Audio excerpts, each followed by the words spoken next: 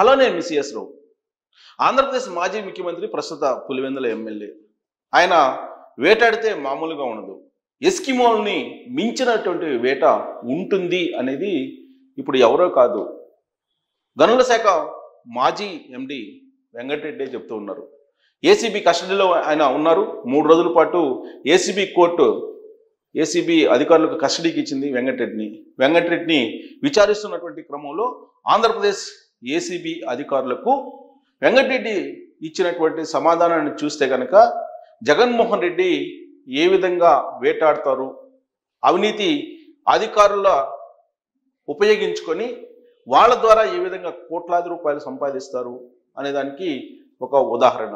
గనుల శాఖ ఎండీగా కోస్ట్ గార్డ్లో ఎక్కడో అధికారిగా ఉండేటువంటి అతన్ని జగన్మోహన్ రెడ్డి గారు సీఎం కాగానే ఆంధ్రప్రదేశ్కి తీసుకొచ్చారు. ఆ తర్వాత ఏమి కావాలనో అవన్నీ కూడా చేయించుకున్నారు. ఫైల్స్ని మూవ్ చేశారు. దాదాపు వేల కోట్ల రూపాయలు దోచుకున్నారు జగన్మోహన్ రెడ్డి గారు వెంకటరెడ్డిని ఉపయోగించి.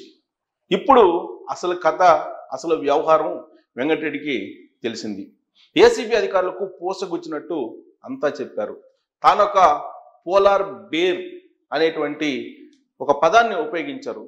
తానొక పోలార్ బేర్గా మిగిలిపోయాను, బకరా కాదు, పశువు కాదు, అంతకంటే కూడా పోలార్ బేర్గా మిగిలిపోయాను అనేటువంటి విషయాన్ని ఆంధ్రప్రదేశ్ ఏసీబీ అధికారులకు ఆయన చెప్పినట్టు సమాచారం. ఏంటి అసలు ఈ పోలార్ బేర్ అని అంటే? సో పోలార్ బేర్ అంటే ద్రోపు ఎలుగుబంటి. ద్రోపు ఎలుగుబంటులను పట్టుకోవాలంటే ఒక ఎస్కిమోలకు మాత్రమే సాధ్యం. ఆ ఎస్కిమోలు వేసేటువంటి వ్యూహాలు మామూలుగా ఉండవు. ద్రోపు ఎలుగుబంటిని చంపడానికి ఒక కత్తికి రక్తాన్ని పూచి అలా ఉంచుతారు. ఆ రక్తాన్ని చూసినటువంటి ఈ పోలార్ బేర్ ఆ కత్తి దగ్గరికి వచ్చి నాలుకతో ఆ రక్తాన్ని నాకాలి అని చెప్పి భావిస్తుంది. సో దాంతో ఆ రక్తాన్ని నాకుతుంది. ఆ సందర్భంగా పోలార్ బేర్ అంటే ద్రోపు ఎలుగుబంటి యొక్క నాలుక తెగుతుంది. ఆ నాలుక నుంచి వచ్చేటువంటి రక్తాన్నే అది అలానే ఇంకా కూడా జుర్రుకోవాలని చెప్పి ప్రయత్నిస్తూ ఉంటుంది. లాస్ట్కి సొమ్మసిల్లి పడిపోతుంది. ఆ తర్వాత ఎస్కిమోలు వచ్చి ఆ ద్రోపు ఎలుగుబంటిని పట్టుకుంటారు. ఇది ఎస్కిమోలు చేసేటువంటి పని వేటలో. ఎస్కిమోలు పోలార్ బేర్స్ని వేటాడేటువంటి తీరు ఆ విధంగా ఉంటుంది. అలాగే జగన్మోహన్ రెడ్డి గారు ముఖ్యమంత్రి అయిన తర్వాత ఆంధ్రప్రదేశ్కి అటు బెవరేజెస్ కార్పొరేషన్ ఎండీ కానీ లేదా గనుల శాఖకు సంబంధించినటువంటి ఎండీని కానీ ఏరి కోరి పట్టుకొచ్చారు. వాళ్ళలో వెంకటరెడ్డి ఇప్పుడు ఏసీబీ అధికారుల విచారణను ఎదుర్కొంటూ ఉన్నారు. ఆల్రెడీ ఆయన్ని ఢిల్లీ నుంచి పట్టుకొచ్చి జడ్జి ముందు ఉంచితే జడ్జి రిమాండ్కి పంపించారు. రిమాండ్లో ఉన్నటువంటి వెంకటరెడ్డిని ఏసీబీ అధికారులు కస్టడీకి తీసుకొని విచారిస్తున్నారు. ఆ సందర్భంగా ఆయన చేసినటువంటి వ్యాఖ్యలు పోలార్ బేర్ లాగా నన్ను మిగిల్చారు జగన్మోహన్ రెడ్డి గారు అని చెప్పి చెప్పడం జరిగింది. అంటే ఏ విధంగా జగన్మోహన్ రెడ్డి వెంటాడారు తనకు కావలసినటువంటి డబ్బుల కోసం అని చెప్పి ఆయన చెప్పకనే చెప్పారు.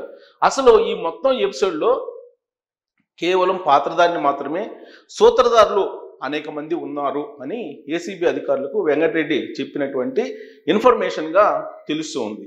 అసలు ఇంత ఎవరు ఆ సూత్రధారులు అనంటే గనుల శాఖకు సంబంధించి అన్ని రకాలుగా అనుమతులు తీసుకోవటం, అలాగే ఇసుక సంబంధించినటువంటి ఒక సిండికేట్ని ఏర్పాటు చేసి ఆంధ్రప్రదేశ్ ఇసుకను మొత్తం కూడా దోచుకునేదానికి ఫైల్ తయారు చేసి వెంకటరెడ్డి ద్వారా అనుమతి పొందారు. జగన్మోహన్ రెడ్డికి సంబంధించినటువంటి బినామీ అనేది ఇప్పుడు ఏసీబీ అధికారులు విచారణ సందర్భంగా వెలుగులోకి వచ్చినటువంటి అంశం. జేపీ వెంచర్స్ అనే దానికి పర్మిషన్ లేకుండానే పరిమితికి మించి ఇసుక తవ్వకాలకు అనుమతి ఇవ్వటం, అలాగే వేబిల్స్ లేకుండా ఇసుకను అమ్ముకోవడానికి పర్మిషన్ ఇవ్వడం, ఇవన్నీ కూడా చేసి వెరసి దాదాపు 3,000 కోట్ల రూపాయలు అవినీతికి ప్రాథమికంగా పాల్పడ్డారు అనేది విచారణలో బయటపడుతూ ఉన్నటువంటి అంశం. ఇదే కాదు, గనుల శాఖలో జరిగినటువంటి అనేక రకాల అక్రమాలు ఉన్నాయి. వాటిలో భారతిరెడ్డికి సంబంధించి భారతిరెడ్డి గారు రికమెండ్ చేసినటువంటి చాలా మందిని వైఎస్ఆర్ కాంగ్రెస్ పార్టీ కార్యకర్తలను అవుట్సోర్సింగ్ రూపంలో మైనింగ్ శాఖలో నియమించి వాళ్ళకి లక్షలాది రూపాయలు ప్రతి నెల జీతాలు అందజేసినటువంటి ఎండి వెంకటరెడ్డి. అంతేకాదు సీఎంఓ ఆఫీస్ నుంచి అప్పట్లో ఎవరి ఫోన్ వచ్చినా కానీ ఎవరికి కావాలన్నా కానీ ఉద్యోగాలు ఇప్పించారు. సజ్జల రామకృష్ణారెడ్డి గారు ఫోన్ చేసినా లేదా అక్కడున్నటువంటి ధనుంజయ రెడ్డి గారు ఫోన్ చేసినా కాదనకుండా వెంకటరెడ్డి గనుల శాఖ ఎండీగా ఉంటూ వాళ్ళకి ఫోన్లో నుంచి వచ్చిన సమాచారం మేరకు అన్ని అవసరాలను తీర్చారు. లక్షలాది రూపాయలు వైఎస్ఆర్ కాంగ్రెస్ పార్టీ కార్యకర్తలకు జీతాల రూపంలో ఇచ్చారు. వాళ్ళు ఆఫీసుకు వచ్చినా రాకపోయినా ఒక్కొక్కరికి 1,00,000 నుంచి 1,50,000 రూపాయల వరకు జీతాలు ఇచ్చుకుంటూ పోయారు. అవే కొన్ని వేల కోట్ల రూపాయలు ఉన్నాయి అని చెప్పి తెలుస్తూ ఉంది.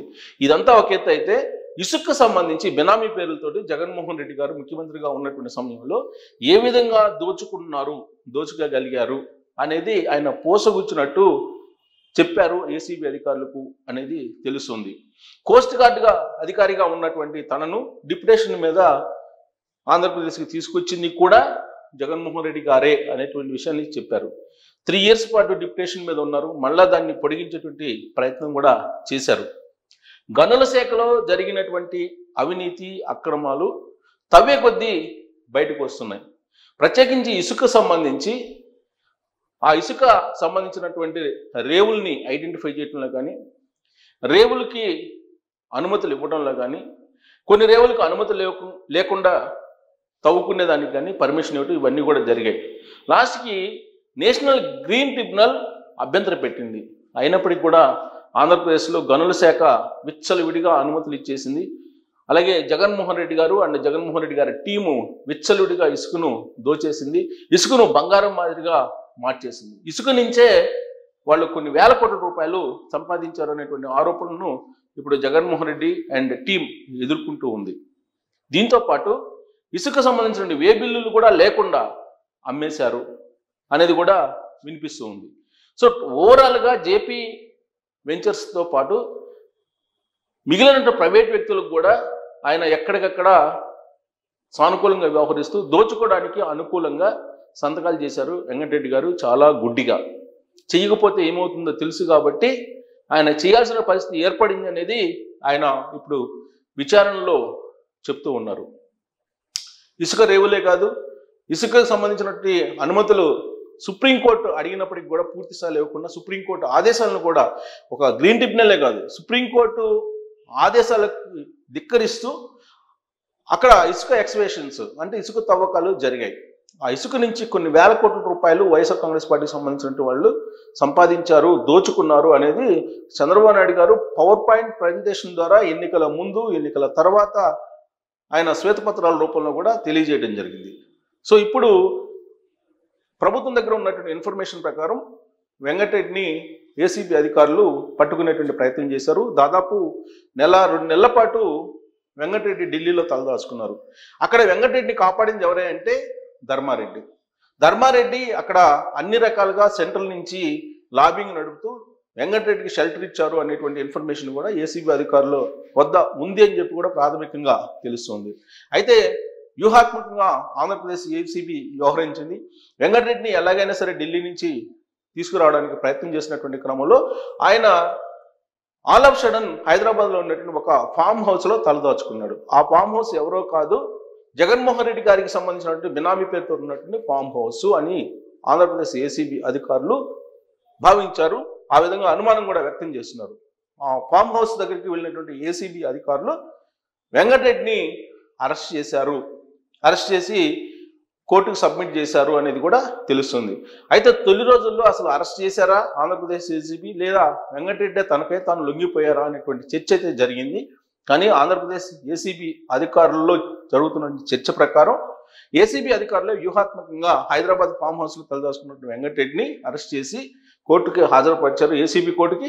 ఏసీబీ కోర్టు ఆయనకి రిమాండ్ విధించింది. ఆ తర్వాత కస్టడీకి ఇవ్వాలి విచారణకు అని చెప్పి పిటిషన్ వేస్తే ఏసీబీ కోర్టు ఆయన్ని కస్టడీకి ఇవ్వడం జరిగింది. 3 రోజుల పాటు ఆయన ఏసీబీ కస్టడీలో ఉంటారు.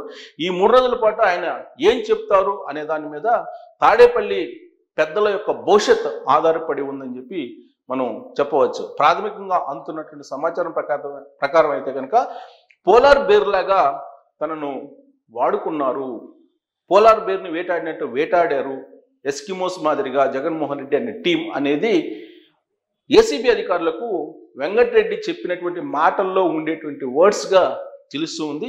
సో రాబోయేటువంటి రోజుల్లో మరి తాడేపల్లిలో ఉండేటువంటి ఎస్కిమోలు ఎన్ని ఉన్నాయి, ఎవరెవరిని వేటాడాయి, ఇవన్నీ కూడా బయటకు వచ్చేటువంటి అవకాశం ఉంది.